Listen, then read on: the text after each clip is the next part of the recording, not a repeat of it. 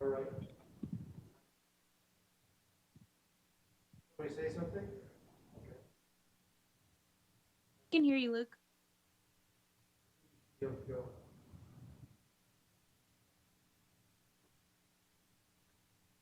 We ready, Luke? I want to hear something as this.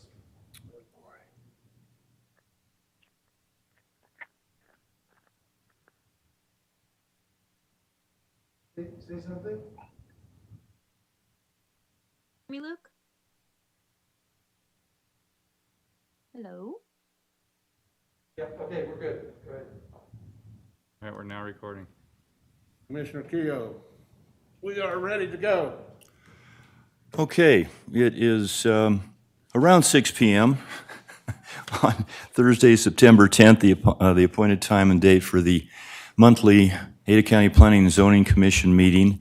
I'm going to dispense with the usual introductory remarks because we have only two items on the agenda and they're both set to be tabled, so I will go directly to the roll call. I am here, obviously. Commissioner Blittman. Present. Commissioner Innes. Yeah. Commissioner Birch. Present. Commissioner Drake. Present. Commissioner Hilding. Here. Okay, all present and accounted for. Our first item is number 202-001149-CU-MSP, M&C Stanley LLC. Mark, can you fill us in on that, please? Yes, thank you, Mr. Chairman, members of the commission. So staff would ask that you table this item to October 15th. The applicant is still working with ACHD on some requirements, and so we thought it would be best to table it. So again, if you could table this to October 15th.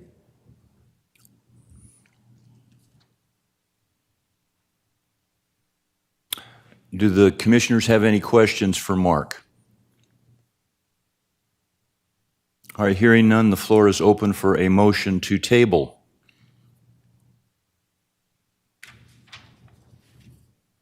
Just shout out, anyone. I'll pass the motion to be tabled to next month on the 15th. Is there a second? Second. All right, it's been moved and seconded that we table this item. Any further discussion? All those in favor, please say aye. Aye. Aye. Opposed?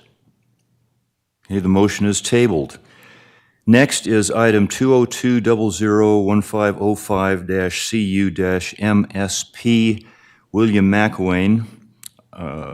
Mark, can you fill us in on that one? Sure, thank you, Mr. Chairman, members of the commission. Likewise, like on the other application, the applicant needs to work with ACHD on some of the required improvements. So we thought it would best, again, to table this. So if you could table this to October 15th, that would be great. And I'll stand for any questions. Any questions from the commissioners for Mark? All right, hearing none, the floor is open for a motion to table. So I'll motion to table to the 15th of next month.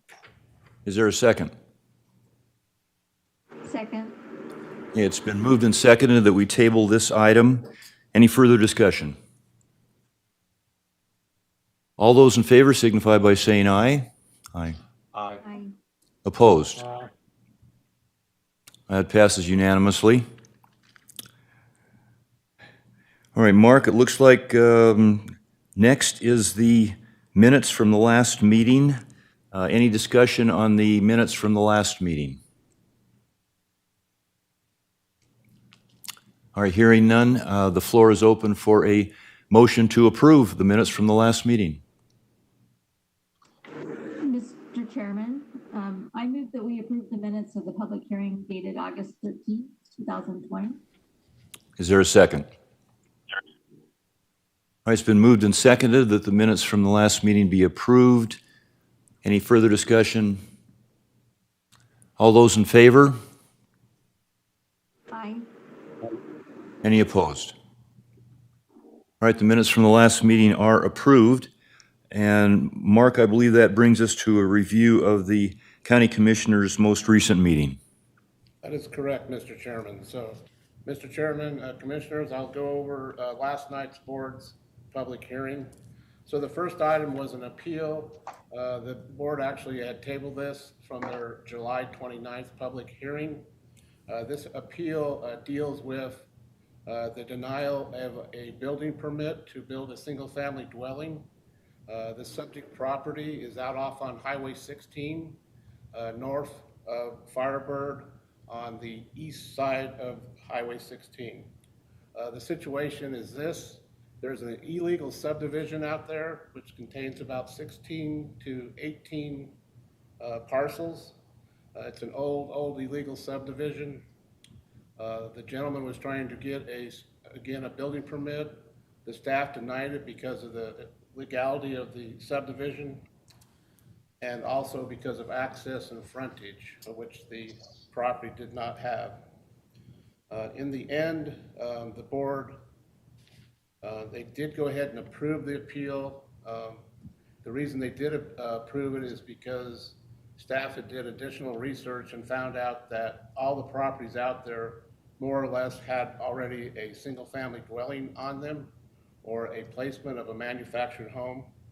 And so they thought it would only be fair to allow them to go ahead and get a building permit for his dwelling. So staff is actually revising the findings and will present those at the board's October hearing. So, anybody have any questions on that one? Any questions for Mark? Apparently not, Mark. Moving right along, the next one was a time extension for a hillside development plan. This hillside development plan would allow for the construction of a single-family dwelling. This was a board time extension, meaning that the applicant already had received an administrative time extension from the director. The board did approve this time extension last night, and in doing so, they gave them an additional 2 years. The reason the property owner needed the time extension is they're actually downsizing the footprint of their dwelling, their proposed dwelling. So, any questions on that one? All right, the next one is another time extension for a private road. This was Ron Beckman. This is a property out North Eagle in the Eagle foothills. This one got tabled, and the reason for the tabling was that the applicant did not include the WebEx language on the site posting. So this was tabled to the board's October 14th public hearing. Are there any questions on that one? Moving right along, the last one was a variance. This was from TWH Construction. They had proposed to build a detached accessory structure on the property. The property is located in the Clearview Estates subdivision. You may be familiar with that subdivision name, as you guys did see a commercial riding arena and stable at your last public hearing on that. The property is off of North Meridian Road, which is off of Chinden, and it's located down on the Boise River. This structure was going to house some personal recreational vehicles for the property owner. The property owner had to apply for a variance in order to do it because there was already structures on the property that exceeded the 5% lot coverage for the RUT district. In the end, the board denied the variance because they could not make the required findings. In particular, they could not find a hardship based on the characteristics of the site of the property. So the board denied that. The vote on that was 2-1. Commissioner Malloy he felt that the percentage of increase on the lot coverage was not enough, even though it was over the 5%, it was not enough to make a significant issue. So Anyway, the board did vote on it, and it was 2-1 to deny the variance. And with that, I would field any questions. That's all the stuff that the board had last night. Any questions for Mark or any comments of any kind before we close, commissioners? All right, hearing none, we are adjourned. Thanks for being there. See you next month.